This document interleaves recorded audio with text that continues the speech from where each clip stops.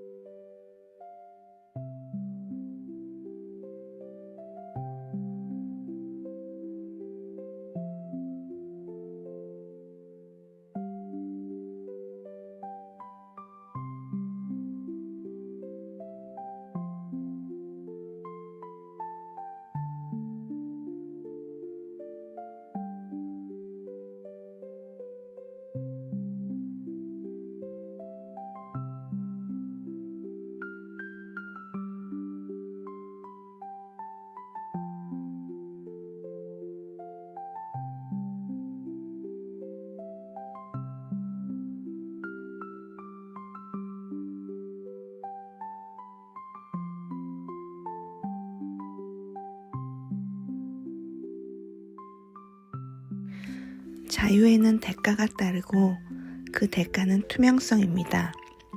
당신은 당신 안에 있는 모든 부정적인 느낌과 성향을 인정하고 그것을 전적으로 책임져야 합니다. 당신은 비난의 미묘한 화살을 거두어야 하며 당신의 존재 속에서 두려움의 모든 숨겨진 흔적을 찾아내고 그것을 두려움 없이 품어 안아야 합니다. 일단 당신이 자신과 타인에게 투명하고 진실하게 되면 미래 인식의 씨앗이 당신 안에 뿌리를 내릴 수 있습니다. 더 나아가서 만일 당신이 충분히 개방적이고 겸손하다면 이 인식은 필연적으로 당신 안에서 깨어날 것입니다. 그리고 당신의 삶을 자유의 하늘로 날아오르는 발사대로 이용할 것이며 높은 로맨스의 진정한 세계를 위한 기초를 마련할 것입니다. 55번 선물과 CD 자유. 안녕하세요. 골든패스 6기 레이나입니다. 이번 55번 유전자 키를 맡으며 깊은 묵상의 시간을 가졌습니다. 이전의 키들과는 또 다른 묵직함이 있었고 자유라는 개념이 나에게 어떤 의미인지 그리고 그의 프로그래밍 파트너 59번 투명성은 무엇을 말하는지 깊이 고민하게 되었습니다. 투명성이 무엇일까? 누군가와 대화를 나눌 때 솔직함일까? 하지만 깊이 들여다볼수록 투명성은 나와 타인을 동시에 존중하는 균형이라는 것을 깨닫게 되었습니다. 너무 솔직하면 상대를 다치게 할 수도 있고 상대를 배려하다 보면 내 감정을 억누르게 될 수도 있습니다. 이러한 균형 속에서 투명성이란 내가 선택한 말과 행동이 온전히 나와 하나가 되는 상태라는 생각이 들었습니다. 그리고 그 말과 행동이 사랑으로 흘러나올 때 그것은 마치 정화조처럼 내면의 모든 불순물을 씻어내는 과정이 되었습니다. 그렇다면 나는 지금 어떤 말을 선택하고 있을까? 나의 선택이 나를 존중하면서도 상대를 존중하는 길이 될 수 있을까? 결국 투명성은 단순한 솔직함이 아니라 깨어서 알아차리고 주체적으로 선택하는 것이 자유임을 이해하게 되었습니다. 그리고 그 자유를 선택하기 위해 나는 묵상을 하며 내 안에서 울려 퍼지는 진실한 목소리를 들으려고 하는 나를 바라봅니다. 그렇게 선택의 순간을 마주하며 최근 있었던 일들이 떠올랐습니다. 41번 주간부터 저희 집에는 작은 변화가 있었습니다.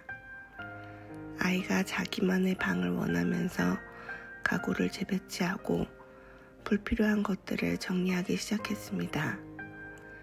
제가 묵상하던 방은 아이의 방이 되었고 혼자 쓰던 책상은 남편의 취미생활을 함께 공유하게 되기도 했습니다. 가족들의 공간이 새롭게 자리 잡았지만 정작 나는 어딘가 붕 떠있는 기분이 들었습니다. 내가 있을 곳은 어디지? 모든 것이 제자리를 찾았는데 나는 오히려 밀려난 듯한 느낌이었습니다. 머릿속이 공허했고 발밑이 붕 떠있는 듯한 갈 곳을 잃은 불안감도 느껴졌습니다. 불편함에 몸도 무겁고 움직임도 둔해졌습니다. 며칠 동안 집중할 수 있는 공간이 없어 어색한 기분에 편하지가 않았고 그런 날들이 며칠간 계속되면서 희생자의 목소리도 들려왔습니다. 왜 이렇게 희생하는 것 같을까? 왜 늘 후순위가 되는 걸까? 이런 감정들을 느끼며 마치 에너지가 정체된 늪에 갇힌 것 같았습니다. 하지만 흐름을 거스르지 않고 허용하며 나 자신을 믿었습니다. 어긋난 방향 속에서도 내가 좋아하는 작은 것들에 머무는 선택을 했습니다. 지난 주말 하루 종일 홀로 있는 시간에 너무나도 그림이 그리고 싶어 만다라를 자유롭게 그리면서 6시간이 훌쩍 지나간 경험을 했습니다. 그림에 집중하다 문득 복잡한 구조 안에서도 중심은 항상 존재한다. 나는 컴퍼스의 중심이며 나의 존재 자체가 중심이다. 라는 내면의 울림이 중심을 잡을 수 없이 붕 떠있던 불편함을 정화조처럼 사라지는 경험을 했습니다. 이 경험으로 나의 중심은 외부의 환경이 아니라 언제나 내 안에 있었다는 것을 기억하며 지금 내가 어디에 있든 어떤 변화를 맞이하든 여전히 나는 나의 중심을 선택할 수 있다는 것을 알아차리며 다시 균형을 되찾았습니다. 또 하나 희생자 패턴은 대화 속에서도 나타납니다. 저는 남편과 아이와의 관계에서 제 감정과 욕구는 종종 뒤로 미뤄지곤 했습니다. 하지만 최근 다른 선택을 하기 시작했습니다. 아이에겐 엄마는 내가 이렇게 행동하면 이런 감정을 느껴 라고 솔직하게 표현하니 아이도 상대방의 감정을 이해하기도 하며 자신의 감정을 표현하는 것을 발견하기도 했습니다. 남편과의 관계에서도 나는 이렇게 느껴 라고 차분히 이야기했을 때 감정적인 대화 대신 서로의 감정을 이해하려는 노력을 하기 시작했습니다. 자유는 관계에서 도망치는 것이 아니라 나의 감정을 투명하게 표현하며 조화를 이루는 과정 속에서 더욱 깊어진다는 것을 발견해 봅니다. 최근 신성기하학을 접하면서 와닿은 것이 있었습니다. 두 개의 원이 만나 교집합을 이루는 순간을 베시카 파이시스라고 합니다. 이는 새로운 생명, 창조, 시작을 의미하는데 입처럼 열린 공간은 창조의 문이라고 합니다. 이는 마치 성운이 중력에 의해 수축하며 별이 탄생하는 과정처럼 보이기도 했습니다.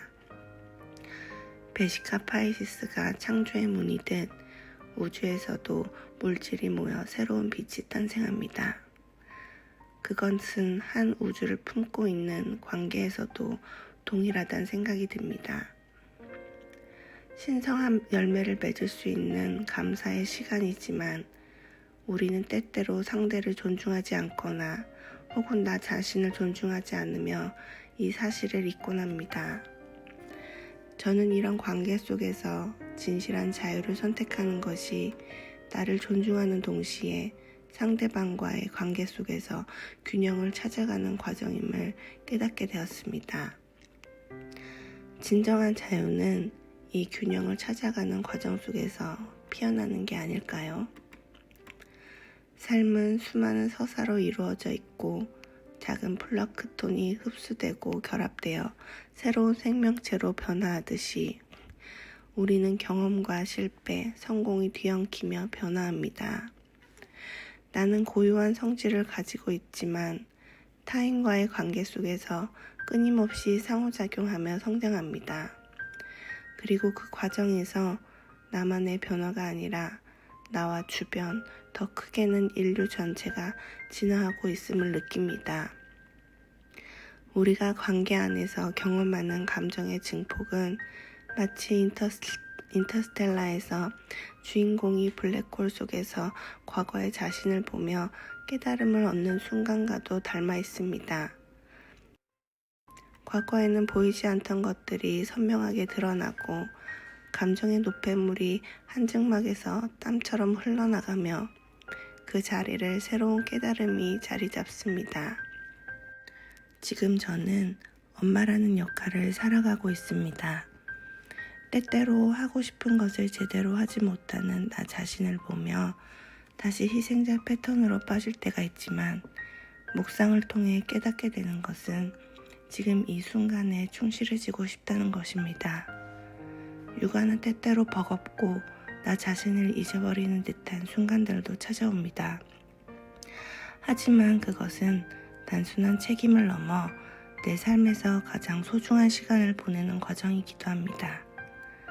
아이가 성장하며 나도 함께 성장하는 그 시간들은 삶을 더욱 깊고 의미 있게 만들어줍니다. 나는 나에게 주어진 역할과 감정에 온전히 내맡기며 나를 존중하는 선택에 힘을 실으면서도 흐름을 신뢰하는 법을 배우고 있습니다. 그리고 내가 소중하게 여기는 것들을 지키며 단순화하는 과정. 이것이야말로 나에게 있어 불타오르는 불길 속에서 얻는 자유와도 같았습니다. 자유란 무엇인가? 그리고 나에게 가장 소중한 것은 무엇일까? 그것은 바로 내 안에 사랑이라는 순수함을 잃지 않는 것.